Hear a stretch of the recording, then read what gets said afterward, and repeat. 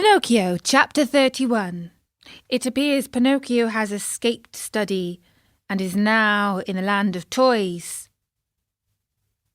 Will he ever keep his promise to the good fairy and go back to school? Finally, the wagon arrived. It made no noise, for its wheels were bound with straw and rags. It was drawn by 12 pairs of donkeys, all of the same size, but all of a different colour. Some were grey, others white, and still others a mixture of brown and black. Here and there were a few with large yellow and blue stripes. The strangest thing of all was that those 24 donkeys, instead of being iron-shod like any other beast or burden, had on their feet laced shoes made of leather, just like the ones boys wear. And the driver of the wagon? Imagine to yourself a little fat man, much wider than he was long, round and shiny as a ball of butter, with a face beaming like an apple, a little mouth that always smiled, and a voice small and wheedling, like that of a cat begging for food. No sooner did any boy see him than he fell in love with him, and nothing satisfied him but to be allowed to ride in his wagon to that lovely place called the Land of Toys. In fact, the wagon was so closely packed with boys of all ages that it looked like a box of sardines. They were uncomfortable.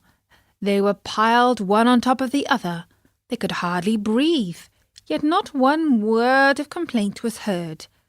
The thought that in a few hours they were to reach a country where there were no schools, no books, no teachers, made these boys so happy that they felt neither hungry nor thirsty, nor sleepy, nor any discomfort. No sooner had the wagon stopped than the little fat man turned to Lampwick with bows and smiles. He asked in a wheedling tone, "Tell me, my fine boy, do you also want to come to my wonderful country?" "Indeed I do. But I warn you, my little dear, there's no more room in the wagon. It is full." "Never mind," answered Lampwick. "If there's no room inside, I can sit on top of the couch." And with one leap he perched himself there. "What about you, my love?" asked the little man, turning politely to Pinocchio. "What are you going to do? Will you come with us? Or do you stay here?" "I stay here," answered Pinocchio. "I want to return home, as I prefer to study and to succeed in life." "May that bring you luck." "Pinocchio!" Lampwick called out. "Listen to me. Come with us, and we'll always be happy." "No, no, no! Come with us, and we'll always be happy," cried 4 other voices from the wagon. "Come with us, and we'll always be happy," shouted the 100 and more boys in the wagon, all together. "And if I go with you, what will my good fairy say?" asked the marionette, who was beginning to waver and weaken in his good resolutions. "Don't worry so much. Only think that we are going to a land where we shall be allowed to make all the racket we like from morning till night." Pinocchio did not answer, but sighed deeply once, twice, a third time. Finally he said, "Make room for me. I want to go too." "The seats are all filled," answered the little man. "But to show you how much I think of you, take my place as coachman." "And you?" "I'll walk." "No, indeed. I could not permit such a thing. I much prefer riding one of these donkeys," cried Pinocchio. No sooner said than done. He approached the first donkey and tried to mount it. But the little animal turned suddenly and gave him such a terrible kick in the stomach that Pinocchio was thrown to the ground and fell with his leg in the air. At this unlooked-for entertainment, the whole company of runways laughed uproariously. The little fat man did not laugh. He went up to the rebellious animal and, still smiling, bent over him lovingly and bit off half of his right ear. In the meantime, Pinocchio lifted himself up from the ground and with one leap landed on the donkey's back. The leap was so well taken that all the boys shouted, "Hurrah for Pinocchio!" and clapped their hands in hearty applause. Suddenly, the little donkey gave a kick with his two hind feet at this unexpected move. The poor Pinocchio found himself once again sprawling right in the middle of the road. Again the boys shouted with laughter, but the little man, instead of laughing, became so loving towards the little animal that, with another kiss, he bit off half of his left ear. "You can mount now, my boy," he then said to Pinocchio. "Have no fear. That donkey was worried about something. But I have spoken to him, and now he seems quiet and reasonable." Pinocchio mounted, and the wagon started on its way. While the donkeys galloped along the stony road, the marionette fancied he heard a very quiet voice whispering to him. "Poor silly, you have done as you wished, but you are going to be a sorry boy before long." Pinocchio, greatly frightened, looked about him to see where the words had come from, but he saw no one. The donkeys galloped, the wagons rolled on smoothly, the boys slept, Lampwick snored like a dormouse, and the little fat driver sang sleepily between his teeth. After a mile or so, Pinocchio again heard the same faint voice whispering, "Remember, little simpleton, boys who stop studying and turn their backs upon books and schools and teachers in order to give all their time to nonsense and pleasure, sooner or later come to grief. Oh, how well I know this, how well I can prove it to you. A day will come when you will weep bitterly, even as I am weeping now. But it will be too late." At these whispered words, the marionette grew more and more frightened.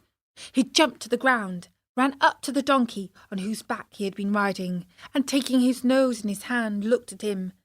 Think how great was his surprise when he saw that the donkey was weeping just like a boy. "Hey, Mr. Driver," cried the marionette. "Do you know what strange thing is happening here? The donkey weeps." "Let him weep. When he gets married, he will have time to laugh." "Have you perhaps taught him to speak?" "No. He learned to mumble a few words when he lived for 3 years with a band of trained dogs." "Poor beast!" "Come, come," said the little man. "Do not lose time over a donkey that can weep. Mount quickly and let us go. The night is cool and the road is long." Pinocchio obeyed without another word. The wagon started again. Toward dawn the next morning they finally reached that much-longed-for country, the land of toys. This land was so entirely different from any other place in the world. Its population, large though it was composed wholly of boys. The oldest were about 14 years of age, the youngest 8. In the street there was such a racket, such shouting, such blowing of trumpets that it was deafening. Everywhere groups of boys were gathered together. Some played at marbles, at hopscotch, at ball. Others rode on bicycles or on wooden horses. Some played at blind man's buff, others at tag. Here a group played circus. Here another sang and recited. A few turned somersaults. Others walked on their hands with their feet in the air. Generals in full uniforms leading regiments of cardboard soldiers passed by. Laughter, shrieks, howls, catcalls, hand-clapping followed this parade. One boy made a noise like a hen, another like a rooster, and a third imitated a lion in his den.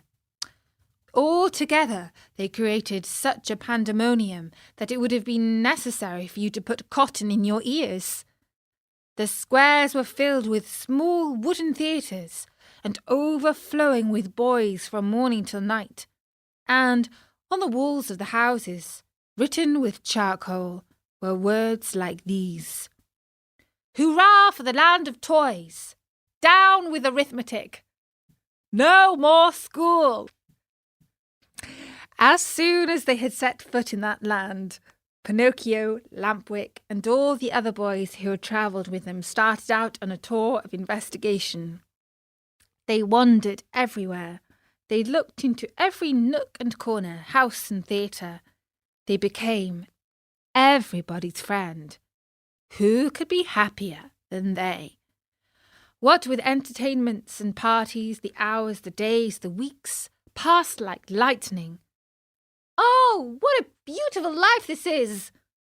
said Pinocchio, each time that by chance he met his friend Lampwick. "Was I right or wrong?" answered Lampwick. "And to think you did not want to come! To think that even yesterday the idea came into your head to return home to see your fairy and to start studying again! If today you're free from pencils and books and school, you owe it to me, to my advice, to my care. Do you admit it? Only true friends count, after all." "It's true, Lampwick, it's true. I really am a happy boy. It's all because of you. And to think that the teacher, when speaking of you, used to say, 'Do not go with that Lampwick. He is a bad companion, and some day he will lead you astray.'" "Poor teacher," answered the other, nodding his head. "Indeed, I know how much he disliked me, and how he enjoyed speaking ill of me. But I am of a generous nature, and I gladly forgive him." "Great soul!" said Pinocchio, fondly embracing his friend. 5 months passed, and the boys continued playing and enjoying themselves from morning till night, without ever seeing a book, or a desk, or a school.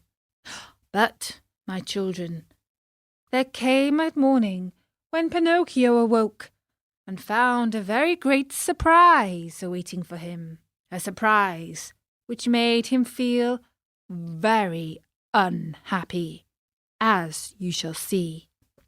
And that was chapter 31 of Pinocchio.